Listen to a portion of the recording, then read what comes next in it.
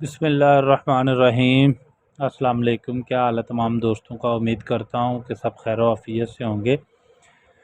MDH 501 का lecture number 26 आज हमने डिस्कस करना है। लेक्चर शुरू करने से पहले आप सबसे दो तीन बातें हैं जो मैं शेयर करना चाहता हूँ। सबसे पहली बात तो ये है कि चैनल को सब्सक्राइब करें, वीडियो को लाइक करें और शेयर करें, और अपने फ्रेंड्स से ज़्यादा शेयर किया करें ताकि वो भी सब्सक्राइब करें और उनका भी भला हो। दूसरी इम्पोर्टेंट बात यह है कि जी MTH 501 जो है ना, ये एक बहुत लेंथी सब्जेक्ट है।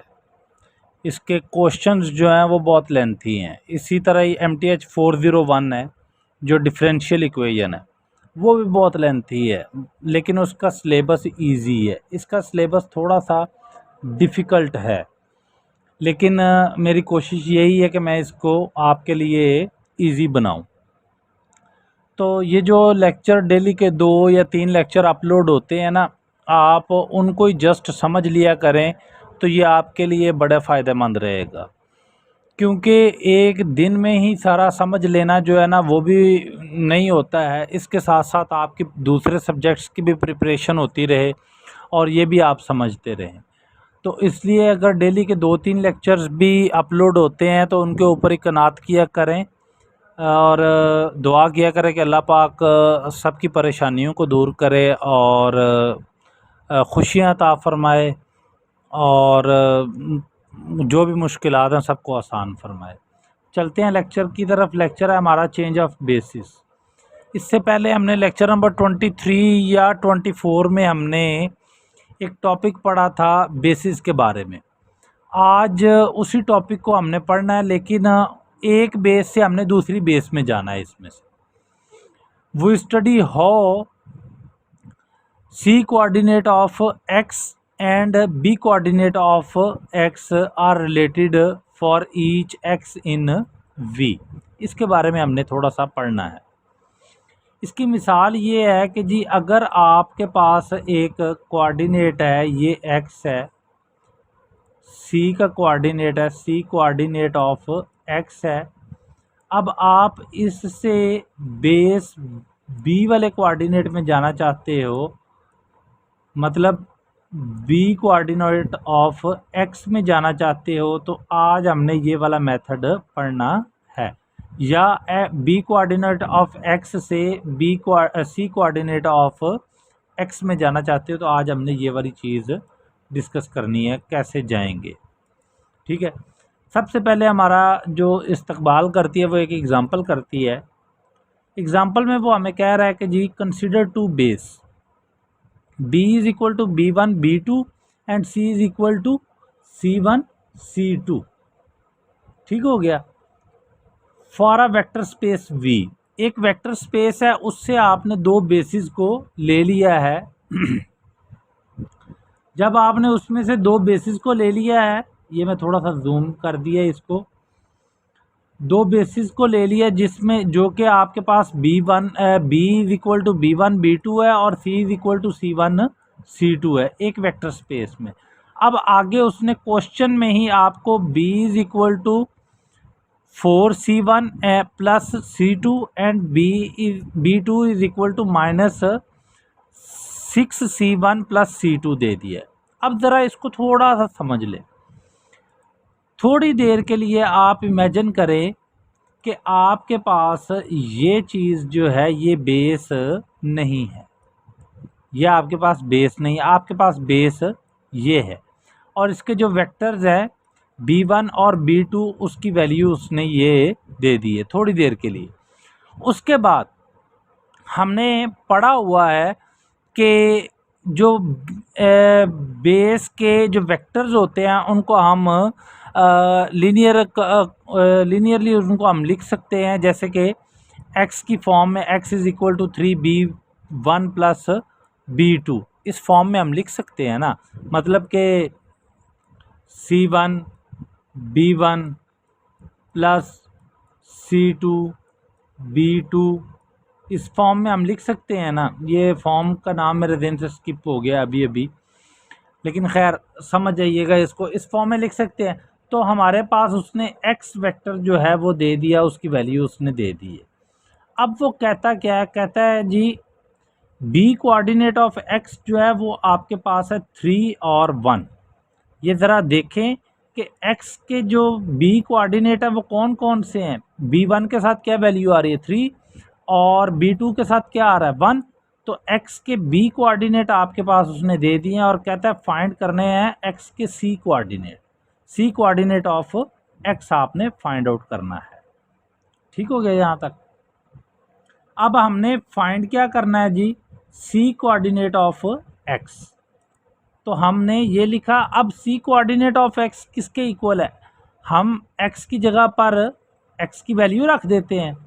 तो x की वैल्यू आपके पास क्या है जी, ये वाली 3b1 प्लस b2 और c का कोऑर्डिनेट एज इट इज़ लिख दिया।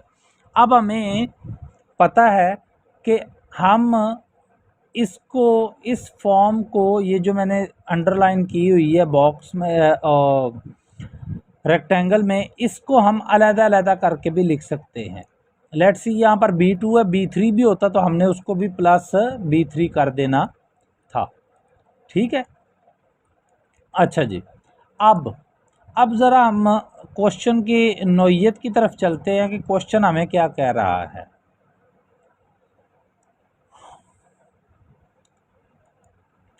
अब हमने सिंपल सा ये काम किया कि इन सब को एक वेक्टर में लिख दिया, ये दोनों को प्लस वालों को, इन दोनों को एक वेक्टर की फॉर्म में लिख दिया और साथ में हमने x की वैल्यू जो है वो लिख दी है, b कोऑर्डिनेट ऑफ x जो है वो लिख दिए हैं।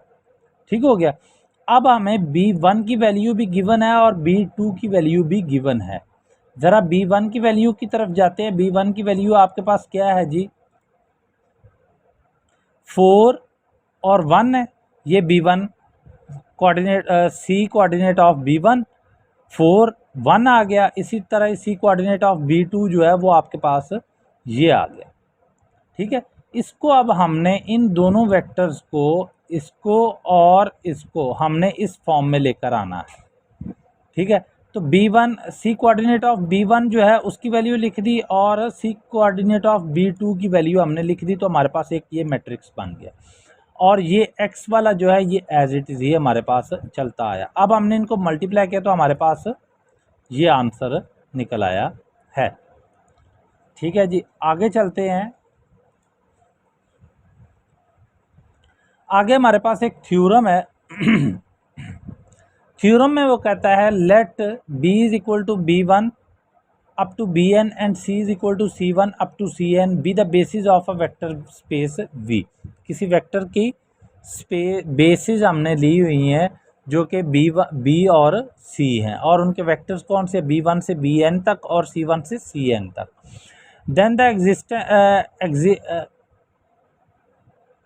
Exist an n cross n matrix. अब ज़रा हमने ये देखें कि यहाँ पर हम क्या कर रहे हैं।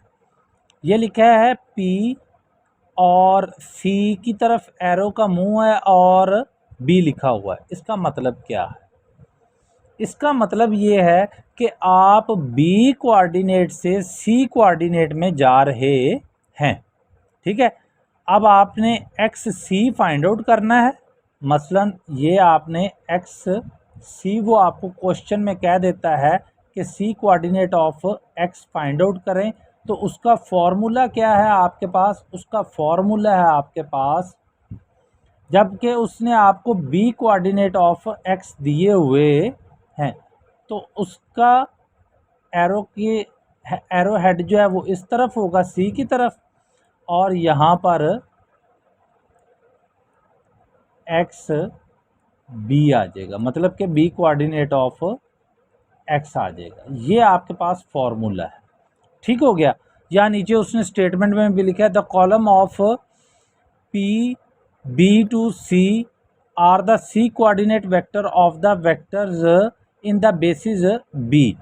सो अब आपने बी से सी की तरफ जा रहे हैं ना, सी फाइंड आउट कर रहे हैं, तो आपने C coordinate of b1, C coordinate of b2 and C coordinate of bn up to ऐसे करना है। ये आपके पास एक जनरल फार्मूला बन जाता है। The matrix B to C in the above theorem is called change coordinate matrix of B to C.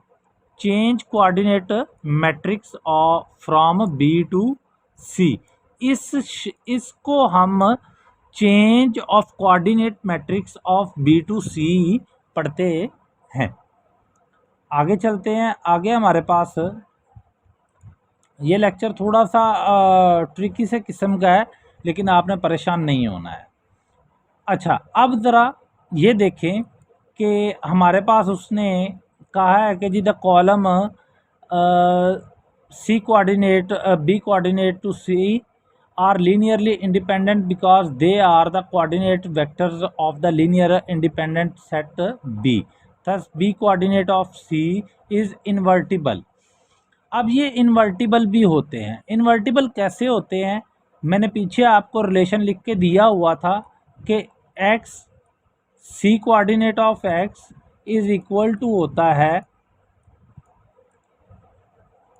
B coordinate to C।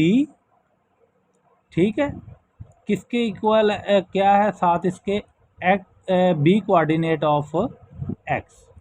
ठीक है ना। अब इसको पढ़ने का तरीका भी देख लें कि C coordinate of x is equal to है B coordinate of B to C into B coordinate of x। अब जब आपको इन्वर्स की बात करते हैं तो ये वाली वैल्यू जो है, जिसको मैं ब्लू कलर का कर रहा हूँ, ये वैल्यू जो है ये आपकी दूसरी तरफ जाकर इन्वर्स की बनेगी ना, इस साइड पे आके इन्वर्स की बनेगी। ठीक है ना। तो यहाँ पर भी ये इन्वर्स ही बनाया हुआ है equal to B coordinate of x। अब अगर आपके पास आ जाता है कि जी B coordinate of B coordinate of B to C का इन्वर्स जो है वो आपके पास इक्वल आता है सी कोऑर्डिनेट टू बी कोऑर्डिनेट। ठीक हो गया। ये आपने याद रखनी है, ये टर्म जो है ना, जिसको मैं अंडरलाइन किया है, ये आपने याद रखनी है, ये एग्ज़ाम के लिए इम्पोर्टेंट है। इसी तरह ही आगे वो कहता है change of basis in R N. If B is equal to B1 to Bn and E is a standard basis. अगर आपसे क्वेश्चन MCQs आए कि स्टैंडर्ड बेसिस ऑफ वेक्टर क्या होती हैं, तो वो आपने लिखना है E1 से En तक इन Rn में भी आएगा। Then E coordinate of with respect to B जो है वो इक्वल टू आपके पास B1 ही आएगा। ये आपने याद रखना है कि आपके पास अगर लेट्स सी वो कह देता है कि जी इसका आंसर आपके पास क्या आएगा जी, मिसाल के तौर पर वो वैल्यू दे देता है जी B2 उसकी बेस या ई कोऑर्डिनेट ऑफ B2 जो है इसका आंसर आपके पास क्या आएगा, तो आपको पता होना चाहिए कि इसका आंसर डायरेक्ट आपके पास B2 ही आएगा। ठीक है। ये क्या उसको कहते हैं, साइंसदानों ने इसको डिस्कवर किया हुआ है। और इसको आप कहते हैं क्या जी, कोऑर्डिनेट ऑफ B2E। ठीक है। अब चलते हैं एग्जांपल नंबर 2 की तरफ। एग्जांपल नंबर 2 जो है वो आपके पास एग्जांपल नंबर 1 की तरह ही है। इसमें उसने आपको D दिया हुआ है बेस और F बेस दी हुई है किसी वेक्टर स्पेस की, और उसने कहा है कि जी F जो है, मान लो कि आपके पास जो D वाली वैल्यूज़ है ना, ये वाले, ये आपके पास अभी एक वेक्टर नहीं है, ये मान लो। तो आपके पास बेस वेक्टर कौन से आ गए? F1, F2 और F3। तो F1 की वैल्यू उसने दी हुई है ये वाली, F2 की वैल्यू उसने दी है और F3 की वैल्यू उसने दी हुई है। कहता है find the change of coordinate matrix from F to D। मतलब अब आपने F1 से D1 में जाना है। ठीक है। इसी तरह F2 से D2 में और F3 से D3 में जाना है। ठीक हो गया। मतलब कि इनके कोऑर्डिनेट आपने फाइंड कर रहे हैं। अब F से D की तरफ जा रहे हैं तो एरो देख लें, F से D की तरफ लगा हुआ है। ठीक हो गया। अब हमने क्या किया, हमने इनको कॉलम मैट्रिक्स बना लिया या कॉलम वेक्टर्स कह लो ये F1 F2 की वैल्यू और F3 की वैल्यू को हमने कॉलम मैट्रिक्स में चेंज कर दिया। अब ज़रा देखें इसको, मैं आपको बताता हूँ कि ये देखें, ये वाली वैल्यू जो है ये F1 की है, ये F2 की है और ये F3 की है। D साथ में छोटा सा क्यों आया? क्योंकि आप F से D में जा रहे हैं, F से D में जा रहे हैं। हाँ, अगर वो कहता है कि D से F में जाना है तो फिर यहाँ पर आना था D1 और साथ में यहाँ पे छोटा सा F आ जाना था। ठीक हो गया। अब आप D से F में जा रहे हो, लेकिन अभी आप F से D में जा रहे हो, तो इन तीनों को आपने जोड़कर एक मैट्रिक्स बना लिया, ये वाला, जिसको हम इस फॉर्म में भी लिख सकते हैं ना। ये देखें, इस फॉर्म में लिख सकते हैं कि नहीं लिख सकते? कैसे लिख सकते हैं? आपको उसने गिवन में दिया हुआ है ये मैट्रिक्स X, ठीक है ना, इसलिए हमने इनको इस फॉर्म में लिखा है। ये देखें ना, यहाँ पर F1 is equal to -2F plus 2F3 है, तो ये हमने लिख दिया और साथ में बेस पे हमने D लिख दिया। मतलब कि अब आप F कोऑर्डिनेट से D कोऑर्डिनेट में जा रहे हैं और XD फाइंड आउट कर रहे हैं। पहले आपने क्या फाइंड आउट कर लिया है? F से D का डिस्टेंस, F से D में चले गए हैं। पहले आप F से D में चले गए हैं और अब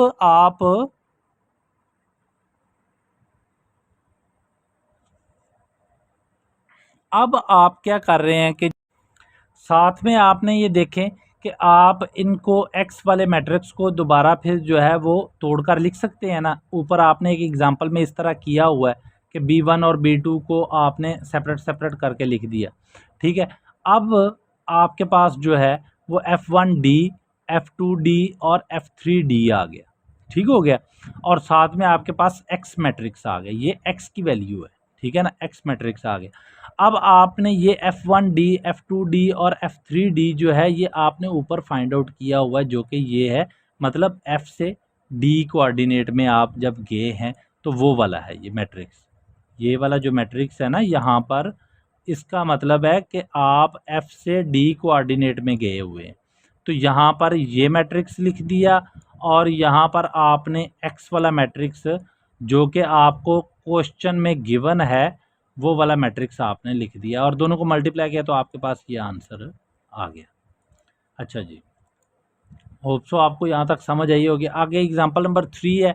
एग्जांपल नंबर 3 भी सेम एज इट इज़ है, लेकिन इसको मैं थोड़ा सा आपको समझा देता हूँ कि आपके पास उसने अब B1 की वैल्यू दी हुई है, B2 की, C1 और C2 की दी हुई है, और कहता है and consider the base for R2 given by B is equal to B1 B2, C is equal to C1 C2, find the change of coordinate matrix of B2 C।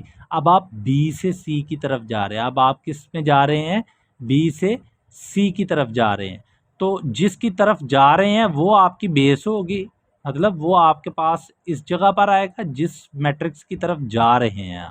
तो B से C की तरफ जा रहे हैं, तो B1 late कर लेते हैं the matrix B coordinate to C coordinate involve C coordinate vector B1 B2, ठीक है ना।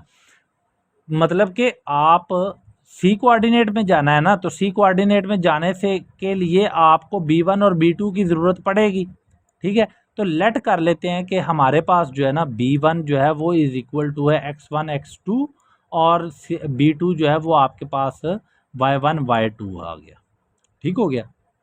यहाँ तक क्लियर रहना है। अब ज़रा हमारे पास जो फार्मूला आएगा वो क्या आएगा जी?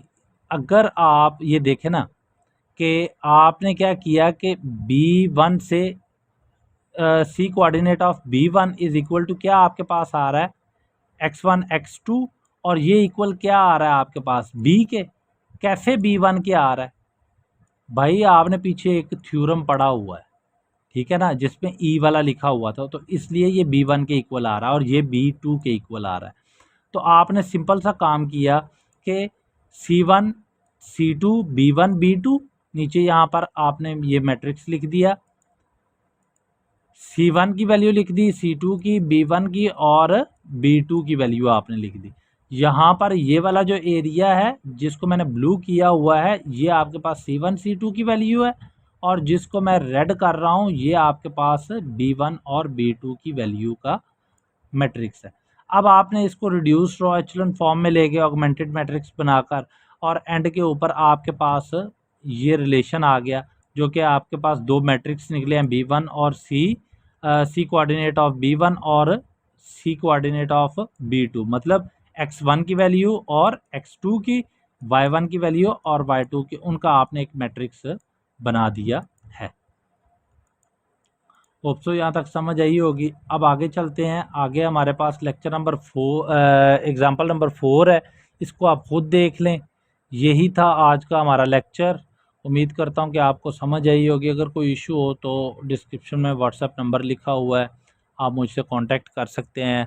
डिस्क्रिप्शन में मेरा व्हाट्सएप ग्रुप का लिंक भी है, वहाँ से आप मेरे ग्रुप को भी ज्वाइन कर सकते हैं। थैंक यू वेरी मच जी। अल्लाह हाफिज़।